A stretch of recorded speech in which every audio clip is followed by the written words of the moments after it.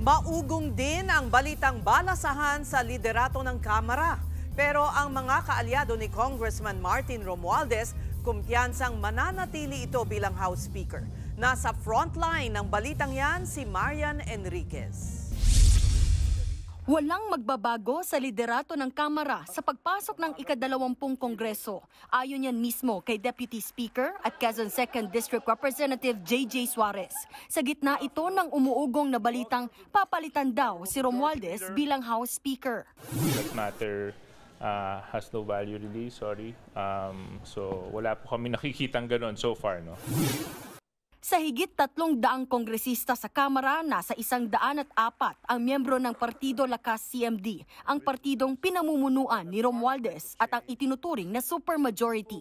Kaya kumpiyansa raw si Suarez na hindi mapapalitan si Romualdez, lalo't kailangan daw may pagpatuloy ang suporta sa mga gustong isulong ng kasalukuyang administrasyon. Hindi mo maiiwasan yun kasi syempre papasok ka talaga sa bagong kongreso, ang daming ufo-float, ang daming pangalan na babanggitin. Kaso lang sa amin, sa Lakas, we're the dominant majority party. We're 100% behind the leadership of Speaker Martin Romualdez. Of course, under the banner of continuity. No? Nagpulong ngayong araw ang mga political party leader ng Kamara sa Makati, pero itinanggi ni Suarez na loyalty check ito kundi ay isang meet and greet lamang kasunod ng midterm elections. Kahit si Nationalist People's Coalition spokesperson at Quezon 1st District Representative Mark Enverga naniniwalang hindi mapapalitan si Romualdez. We signed the manifesto supporting the presidential, we have the support to President BBM, no? With this legislative agenda. So we believe that si Speaker Martin will continue his term as Speaker. Wala naman ako na didinig ng mga rumors dyan.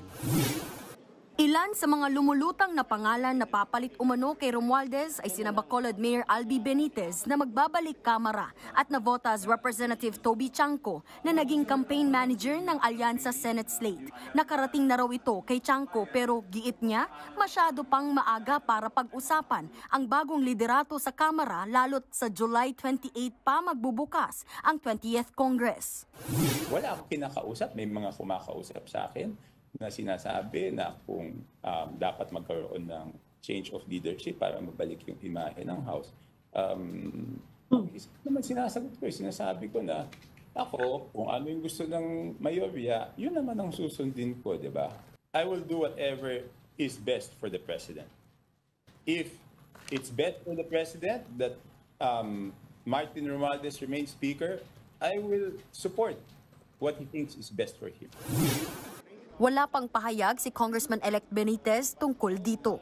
Nagbabalita mula sa Frontline, Marian Enriquez, News 5. Mga kapatid, Cheryl Cosim po, huwag maging huli at maging una sa lahat sa balitaan.